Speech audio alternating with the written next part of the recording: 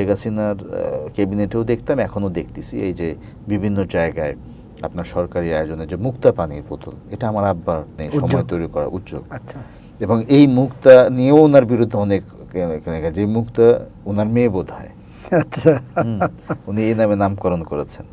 কিন্তু আসলে এটা একটা, উনি নাম লটারিতে আসছে এবং যার নাম নেওয়া হয়েছে ওনারা হিন্দু ফ্যামিলি। এই এক জেলা থেকে এক জেলায় পুলিশ প্রোটেকশন দেওয়ার নিয়ম আছে মন্ত্রীদের। ওই ধরেন ঢাকায় শেষ করলো, গাবতলী থেকে রিসিভ করবে, গাবতলীর ওটা হয়তো ধরেন সাভার পর্যন্ত একটা থানা যাবে, সাভার থেকে আরেকটা পুলিশ প্রোটেকশন, এভাবে মানিকগঞ্জ মতো যাবে, মানিকগঞ্জের পরে আবার মানিকগঞ্জের প্রোটেকশন। এই যে সকল জেলাতে যে সিসি পাঠানো হয় মন্ত্রী সফরের ব্যাপারে, এখানে কিন্তু সকাল থেকে ওই পুলিশরা এসে বসে থাকে, মন্ত্রী হয়তো দুপুরের দিকে যায়। আমার আব্বা আমাদেরকে পাগল বানায় দিতেন এই কথা বলে, যে একটা লোকের জন্য 1 মিনিট না দাঁড়ায় থাকে, কোনো ফেরি যেন আমার জন্য না দাঁড়ায় থাকে কোনো। এবং ফেরিতে উনি ওঠার পরে, উনি তো বহর নিয়ে চলতেন না, একটা গাড়ি থাকতো, উনি বলতেন যে আমার একটা গাড়ির জন্য, যদিও ফেরি ছোট ফেরি, ভিআইপি ফেরিগুলো ছোট হয়, তখন তো পদ্মা ব্রিজ হয় নাই, তিনি বলতেন যে যতগুলো গাড়ি ভরা যায় সিভিল ভরেন, কারণ আমার জন্য একটা ফেরি কেন দিবেন, আরও যদি 5টা গাড়ি নেওয়া যায় তো নেন। এই জিনিসগুলো করতেন। এবং সেদিন আমি একজন ভাইয়ের সাথে আমার দেখা হলো মেট্রো রেলে, উনি আমাকে একটা স্মৃতিচারণ করলেন। উনি বললেন যে ওনার ওয়াইফে ওয়াশরুমে যাওয়ার প্রয়োজন ছিল ফেরিতে, তো মহিলাদের ওয়াশরুমের অবস্থা তো খুবই খারাপ তো ফেরিতে, তো উনি করলেন কি, উনি মানে খবর পাইছেন যে আমার বাবা আছেন ফেরিতে, ওনার কি যেন মনে হয়েছে যে উনি বোধহয় ঢুকতে দিবেন। আচ্ছা, তো মানে এই লোক জামাতের ব্যাপারে যা শুনছি ঢুকতে দিতে পারে, সে সরাসরি বলছে যে ঢুকে ভিআইপি রুমে ঢুকে গেছে, ঢুকে গিয়ে বলছে যে একটু সমস্যা কি আমার এটা, আবার বলছে অবশ্যই আপনি চলে যান। সেই গল্প সে আমাকে মেট্রো রেলে বলতেছে যে আমার ওয়াইফ উনি চিনেন না, কিন্তু আমার ওয়াইফ উনি বলছেন যে অবশ্যই কেন যাবেন না, বরঞ্চ উনি রুম ছেড়ে দিচ্ছে যে উনি যেন ফ্রিলি মানে বের হয়ে পারে, উনি পাশের চা খাইছেন, মহিলাকে অ্যালাউ করছেন। তো এরকম তো ঘটনা আছে। আমার যেটা মনে হয়েছে ভাইয়া, সেটা হলো যে আপনি যদি সচেতন হন যে আপনার জন্য অপর মানুষ যেন কষ্ট না পায়, এবং আপনি যদি নিজে সৎ থাকার চেষ্টা করেন, তাহলে করাপশন কমে আনা সম্ভব। আমি আপনাকে মরহুম সাইফুর রহমান সাহেবের কথা বলি।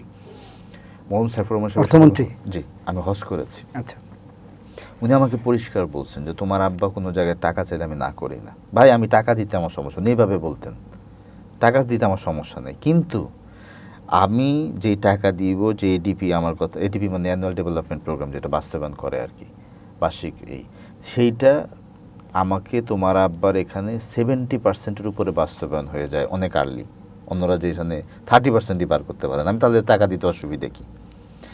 এবং উনি বলছেন যে, এবং আপনি খেয়াল করলে দেখবেন, এটা আমি আপনাকে রেকর্ড বলতেছি, 2001 সালে যখন উনি দায়িত্ব নেন, তখন সোশ্যাল ওয়েলফেয়ার মিনিস্ট্রিতে বাজেট কত ছিল, আর যখন 2005-06 সালে উনি বের হন, 6 সালে, তখন বাজেট কত ছিল, প্রায় আমি বলবো যে মানে 100 গুণেরও বেশি বাড়ছে বাজেট। সাইফুর রহমান সাহেব এত দিচ্ছেন, কারণ আমার আব্বা মানে অফ ট্র্যাকে বলতেছে আপনাকে, যখন সোশ্যাল ওয়েলফেয়ার মিনিস্ট্রি উনি পান, অনেকে এসে আমাদেরকে খোঁচা দিত, এটা ল্যাংড়া প্রতিবন্ধীদের মন্ত্রণালয়, সেই মন্ত্রণালয়টাকে ওয়ান অফ দ্য মোস্ট আলোচিত মন্ত্রণালয়ে পরিণত করেছে। আমার এই দুর্বল মন্ত্রণালয়ে প্রাইম মিনিস্টার না হলে পরেও বছরে 3 থেকে 4 বার আব্বা নিয়ে আসছেন। তো প্রাইম মিনিস্টার আনতে গেলে ওই ভলিউমের প্রোগ্রাম করতে হয়, তো সেই রকমের প্রোগ্রাম করেছে। এই যে এখন আমি খুব ভালো লাগে, আমি শেখ হাসিনার ক্যাবিনেটেও দেখতাম, এখনও দেখতেছি, এই যে বিভিন্ন জায়গায় আপনার সরকারি আয়োজনে যে মুক্তা পানির বোতল, এটা আমার আব্বার মানে সময় তৈরি করা উদ্যোগ। আচ্ছা, এবং এই মুক্তা নিয়েও ওনার বিরুদ্ধে অনেক, যে মুক্তা ওনার মেয়ে বোধ হয়, আচ্ছা, উনি এই নামে নামকরণ করেছেন। কিন্তু আসলে এটা একটা, উনি নাম লটারিতে আসছে, এবং যার নাম নেওয়া হয়েছে ওনারা হিন্দু ফ্যামিলি। আচ্ছা, কিন্তু যেহেতু নাম চলে আসছে এবং নামটা পছন্দ হয়েছে, সবাই এটা করেছে। আপনি টঙ্গীতে যে মৈত্রী শিল্প, এখানে আমার আপনার নিয়মিত গিয়েছেন। গাজীপুরে যে কিশোর অপরাধ সংশোধন কেন্দ্র, এটা তার আন্ডারে, এটা উনি করেছেন। আপনি যদি বাডেমে যান, এগুলো বলা দরকার, বাডেমে যান, বাডেমের যে কার্ডিয়াক সেন্টার, যেটা আপনার এখন খুবই সুনাম আছে, যেটার ঢাকা শহরে এখন তো তাও 2-4টা হয়েছে, এই বিশেষ করে ইউনাইটেডে হয়েছে, কিন্তু বাডেম কার্ডিয়াকে একসময় আপনার এই কার্ডিয়াক সার্জারির জন্য খুব নাম করে, কার্ডিয়াকের জন্য ফুল ফিনান্সিয়াল ডোনেশন কিন্তু আব্বার, এটা কিন্তু স্বাস্থ্য মন্ত্রণালয় দেওয়ার কথা, এটা আব্বা দিচ্ছেন।